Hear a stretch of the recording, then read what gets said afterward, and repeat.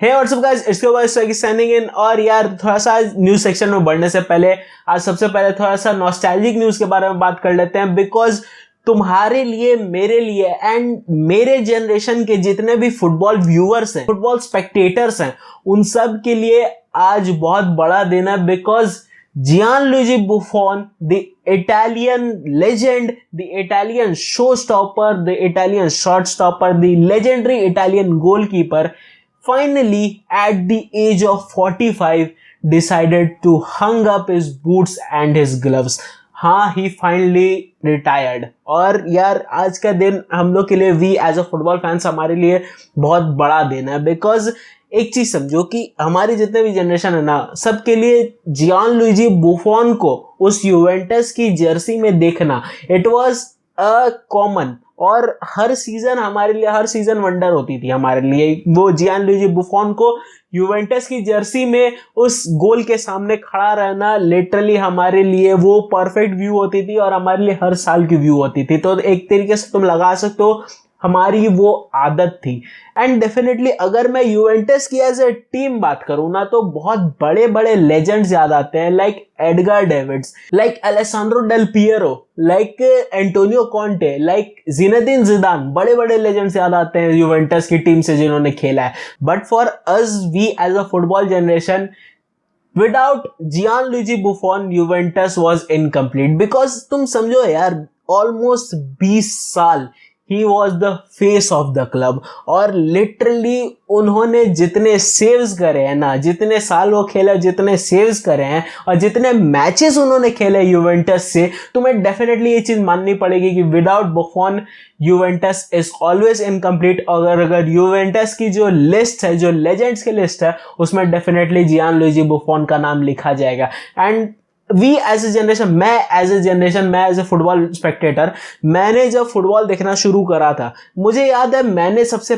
पहले जो गोलकीपर का नाम सुना था वो था जियानलुइजी बुफॉन। मुझे बहुत अच्छे से याद है। एंड कैसा होता है कि एक बच्चे के दिमाग में जब कोई नाम एकदम से आ जाता है और उसके दिमाग में वो नाम छप सी जाती है, and he used to think कि यार इनसे तो बॉल मार पाना लगभग नामुमकिन है। वो बच्चा मैं था, एंड लिटरली मुझे ये लगता था कि जियानलुइजी बुफॉन अगर खड़े हैं गोल के सामने, डेफिनेटली वो बचा ही लेंगे गोल। एंड ये वाली फीलिंग थी मेरी जियानलुइजी बुफॉन के साथ। एंड स्टिल आई रिमेंबर 2006 का वर्ल्ड कप तो मैंने देखा नहीं था, I was just 5 years old। तो 2006 का वर्ल्ड कप मुझे बहुत अच्छे से तो नहीं याद है, बट स्टिल एक मोमेंट, जो एक फाइनल का मोमेंट है, वो मुझे याद है कि जिनेदिन जिदान की जो एक हेडर आई थी, वो जियानलुइजी बुफॉन ने बचाई थी, जो फाइनल हुई थी इटली और फ्रांस के बीच में। उस मैच का एक मोमेंट वो मेरे को याद है। मुझे बहुत समय बाद पता चला था, ऑलमोस्ट 10-12 साल बाद पता चला था कि that save was the reason कि इटली एक्चुअली वर्ल्ड कप जीती थी। मुझे बहुत समय बाद पता चला था ये चीज। And from that time Gianluigi Buffon के लिए डेफिनेटली रिस्पेक्ट मेरे मन में बहुत नेक्स्ट लेवल है। एंड सीइंग हिम रिटायर, तो नॉस्टैल्जिक फीलिंग्स की जो बाढ़ है वो आनी तय है। खैर, तुम्हारे लिए गेई का सबसे बेस्ट मोमेंट कौन सा था?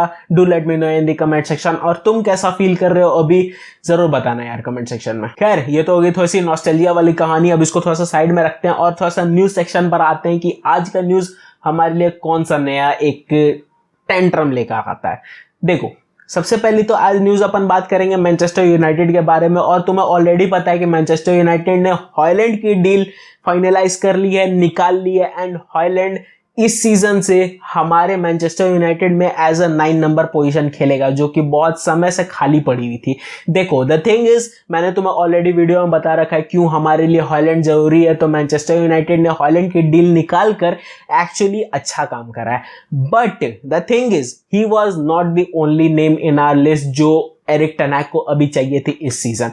देखो, बात समझो कि हमारे पास जो पहली प्लेइंग 11 है, उसके अलावा हमारी बेंच स्ट्रेंथ बिल्कुल ही कमजोर है। और लिटरली तुम्हें पता चल गया होगा पिछले मैच में डॉर्टमंड के अगेंस्ट कि हमारी जो सेकंड टीम है वो क्या कर सकती है। तो ऐसे में अपने को बेंच स्ट्रेंथ भी रखना बहुत ज्यादा जरूरी है। और ऐसे में जो एक प्लेयर जिस पर मैनचेस्टर यूनाइटेड की बहुत समय से नजरें थी, वो थी सोफियान अमराबात। और देखो, सोफियान अमराबात पर एकमात्र मैनचेस्टर यूनाइटेड की नजरें नहीं थी, बहुत सारी क्लब्स की नजरें थी। इनफैक्ट अभी विंटर ट्रांसफर विंडो की कहानी है कि लास्ट दिन बार्सिलोना सोफियान अमराबात को साइन कर ही नहीं पाई थी। ऐसे में एक क्वेश्चन आता है कि क्या सोफियान अमराबात सही में इतना ज्यादा जरूरी है, और अगर जरूरी है तो मैनचेस्टर यूनाइटेड जाती क्यों नहीं है उसके पीछे। देखो एक रीजन समझो कि अमराबात भले ही जरूरी है but we still have Casemiro on our lineup, तो ऐसे में कासिमीरो का स्टैंड आउट ऑप्शन होने वाला है सोफियान अमराबात, बिकॉज ऑफ कोर्स वो आएगा तो सीडीएम और डीएम के पोजीशन पर ही खेलेगा। तो ऐसे में सोफियान अमराबात अभी फ्योरेंटीना से बात चल रही है उसकी, एंड उसका मन है कि थोड़ा दिन और रुक जाए फ्योरेंटीना में, बट इतना तो तुम साफ समझो कि अगर कोई क्लब उसको अप्रोच करेगी तो डेफिनेटली वो मना नहीं करेगा। The thing is Manchester United ने अभी तक अप्रोच नहीं करी है, और तुम्हें पता है कि मैनचेस्टर यूनाइटेड कितनी बड़ी कछुए की चाल चलती है। तुम्हें लिटरली ऑलमोस्ट 1 महीना लग गया था इन्हें ये हायलैंड की डील का क्रैक करने में, और लिटरली 1 महीना लग गया था इन्हें मेसन माउंट को साइन करने में। तो लिटरली तुम्हें समझ में आ रहा होगा कि कितना बड़ा कछुआ का चाल चलते हैं ये, मतलब लिटरली कछुआ भी शर्मा जाए इतने धीरे चलते हैं ये। तो ऐसे में सोफियान अमराबात हमारे हाथ से निकल ना जाए, इसकी सबसे बड़ी टेंशन होती है कि क्यों आखिर मैनचेस्टर यूनाइटेड यार जल्दी कोई काम नहीं कर सकती है, जल्दी कोई डिसीजन नहीं ले सकती है। अभी ओनरशिप का मुद्दा लटका ही हुआ है, वो पता नहीं कहां जाएगा, वो हो सकता है नवंबर जाए, दिसंबर जाए, हो सकता है नेक्स्ट सीजन चला जाए, उसका कोई ठीक नहीं है। उसके बारे में बात भी करना 0 पॉइंट बनता है। खैर सोफियान अमराबात अगर अभी की तुम बात करो तो मैनचेस्टर यूनाइटेड वो आना चाहता है एंड आ सकता है, बट ओनली थिंग जो सोफियान अमराबात को रोक रही है वो है मैनचेस्टर यूनाइटेड की बिड, बिकॉज बिड ही नहीं है टेबल पर तो कहां से कोई एक्सेप्ट करेगा। तो जब तक मैनचेस्टर यूनाइटेड बिड मारती नहीं है अमराबात अपने तक नहीं आ सकता है, और अगर बिड मारे तो शायद एक ऑप्शन है कि आ जाए। खैर सोच कर थोड़ी सी बिड मारनी पड़ेगी मैनचेस्टर यूनाइटेड को अभी एट दिस पॉइंट। खैर इसी के साथ अपन आते हैं आज के थर्ड अपडेट पर, जो कि है बायर्न को लेकर, और Bayern is interested in Tchouameni. और लिटरली कल थॉमस टुकल ने अपने इंटरव्यू में कहा कि he needs Tchouameni, he needs a player जो कि उस सीडीएम के पोजीशन को संभाल सकता है, बिकॉज उन्होंने ये चीज बोला कि गोरेट्स्का एक अच्छा सीडीएम हो सकता है but he likes to indulge in the play, मतलब वो सब जगह घुसना चाहता है, वो हर जगह मदद करना चाहता है, वो लिटरली एक पोजीशन पर टिक नहीं सकता है, वो पूरी फील्ड पर घूमना चाहता है। उसका वर्क रेट ऐसा है कि वो पूरी गेम में इंडल्ज होना चाहता है। तो Goretzka is never an option as a CDM, और टुकल का ऐसा मानना है कि he needs a perfect CDM for that position. तो ऐसे में उनकी नजरें चुआमेनी की तरफ आई, बट रियल मैड्रिड चुआमेनी को फैक्ट तुम समझो कि अभी नहीं बेचेगी, बिकॉज चुआमेनी हमारी जो ये पोजिशनल प्लान है उसका एक बहुत बड़ा, मतलब तुम कह सकते हो बहुत बड़ा पॉइंट है, और हमारा पिवट है वो, उसके बिना मतलब हमारी पूरी प्लान ही गिर जाएगी।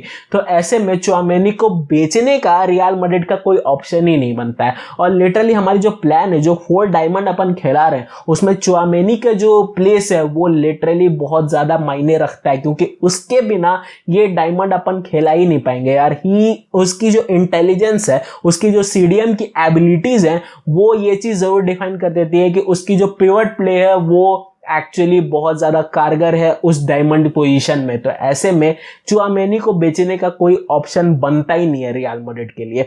खैर अब हो सकता है कि बायर्न एक बिड मारे चुआमेनी के लिए, बट इट्स स्टिल कि रियल मैड्रिड नहीं बेचेगी। तो हो सकता है बायर्न म्यूनिख डेफिनेटली सोफियान अमराबात के पीछे जाए। तो एक और तुम कह सकते हो कि राइवल मिल गया मैनचेस्टर यूनाइटेड को। 2 पहले से कम थे क्या, एक और आ गया। अब लड़ते रहो बैठकर, यही होता है जब टाइम पर डिसीजन नहीं लेते हो तो। खैर इसी के साथ अपन आते हैं आज के नेक्स्ट अपडेट पर, जो कि है पीएसजी का नंगा नाच। और लिटरली पीएसजी ने ये डिसाइड करा है कि वो रियल मैड्रिड के अगेंस्ट फीफा को कंप्लेन फाइल करेंगे।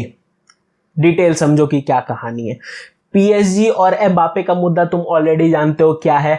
एम्बापे लिटरली सिविल वॉर करा चुका है पीएसजी के खेमे में, and the thing is Mbappe को पीएसजी अब लिटरली बेचना चाहती है, बट रियल मैड्रिड अभी तक मार्केट में कूदी नहीं है। और द थिंग इज तुम समझो कि रियल मैड्रिड का कूदने का कोई सेंस बनता भी नहीं है, बिकॉज अगर तुम थोड़ा सा देखोगे ना अपना लाइनअप को, तो अपनी लाइनअप एक्चुअली सेट है, और एम्बापे का आना इस लाइनअप को थोड़ा सा बिगाड़ सकता है। तो ऐसे में एम्बापे पर जाना और लिटरली 200-250 मिलियन खर्च करना अभी रियल मैड्रिड के पास तो ऑप्शन नहीं नजर आ रहा, वो भी तब जब पीएसजी बहुत ज्यादा डेस्परेट है। तो ऐसे में ऑफ कोर्स जब बाजी अपने हाथ में है तो थोड़ा जल्दीबाजी से काम नहीं करना चाहिए। फ्लोरेंटिनो पेरेस को ये बात बहुत अच्छे से पता है और इसी सारे मुद्दे को लेकर पीएसजी को लगता है कि रियल मैड्रिड ने ऑलरेडी एम्बापे के साथ एक डील फाइनलाइज कर रखी है 2024 की, जो कि प्री एग्रीमेंट तुम कह सकते हो एक तरीके से। एंड पीएसजी का मानना है कि रियल मैड्रिड ने ऑलरेडी एम्बापे के साथ प्री एग्रीमेंट साइन करी है एंड एम्बापे पीएसजी के साथ फ्री एजेंट होगा 2024 में और वो सीधा रियल मैड्रिड ज्वाइन कर लेगा with 20 million as a bonus और 200 मिलियन की टोटल सैलरी। तो ये चीज पीएसजी का मानना है कि एम्बापे ने पहले से डील साइन की हुई है रियल मैड्रिड के साथ। देखो इस चीज की कोई गारंटी नहीं है कि ऐसी डील साइन हो सकती है, बट हाँ जहां तक मेरा फ्लोरेंटिनो पेरेस को जानना है वो ऐसी डील फाइनलाइज कर सकता है, बिकॉज तुम्हें याद आ रही होगी लुइस फिगो की कहानी। तो ऐसे में फ्लोरेंटिनो पेरेस ऐसी डील साइन कर सकता है, but still it's not clear कि फ्लोरेंटिनो पेरेस ने ऐसी कोई डील साइन कर रखी है। तो मुझे नहीं पता पीएसजी किस बेनाम पर जाएगी फीफा के सामने, बट पीएसजी का मानना है कि उनके पास जो एविडेंस है वो मोर देन एनफ है। तो ऐसे में अब देखते हैं कि पीएसजी के पास एविडेंस क्या क्या है। सबसे पहला तो उनके पास एविडेंस आ जाता है कि एम्बापे ने लेटर लिखा था, जो तुम्हें पता है कि 1 महीने पहले अभी जून में लेटर लिखा था कि वो कॉन्ट्रैक्ट एक्सटेंड नहीं करना चाहता फॉर 2025। एंड पीएसजी का ये मानना है कि अगर एम्बापे खुश था पीएसजी में तो वो कॉन्ट्रैक्ट एक्सटेंड करना क्यों नहीं चाहता 2025 तक। ये सबसे पहला पीएसजी का सवाल है। दूसरा कि एम्बापे 2024 तक का भी जो सेकंड कॉन्ट्रैक्ट उन्होंने भेजा था कि 2024 का एटलीस्ट तुम कॉन्ट्रैक्ट एक्सटेंड कर लो और 2024 में हम तुम्हें रियल मैड्रिड को बेच देंगे, एम्बापे उस चीज से भी न कर गया। तो इस कहानी के बाद पीएसजी का जो शक है वो और ज्यादा गहराता गया है कि भैया कहीं एम्बापे पहले से ही प्री एग्रीमेंट तो साइन करके नहीं रखे हुए। अब देखो पीएसजी के पास भी कोई पुख्ता सबूत नहीं है, लेकिन डेफिनेटली पीएसजी फीफा को अब अपील करेगी फॉर दिस। अब देखना होगा कि पीएसजी जो इतने ज्यादा डेस्परेट है वे लिटरली उनके मेन साइड से भी एम्बापे का नाम हट चुका है। एंड इनफैक्ट पीएसजी ने यह तक बता दिया कि लीग वन के जो स्टार्टिंग मैच है उसके लिए एम्बापे नहीं खेलेगा, अभी से ही उन्होंने फाइनलाइज कर दिया। तो ये चीज तो कंफर्म है कि पीएसजी बहुत ज्यादा डेस्परेट है। अब यहां से रियल मैड्रिड क्या करती है, क्या मूव लेती है, ये चीज देखना बहुत ज्यादा इंटरेस्टिंग होगा।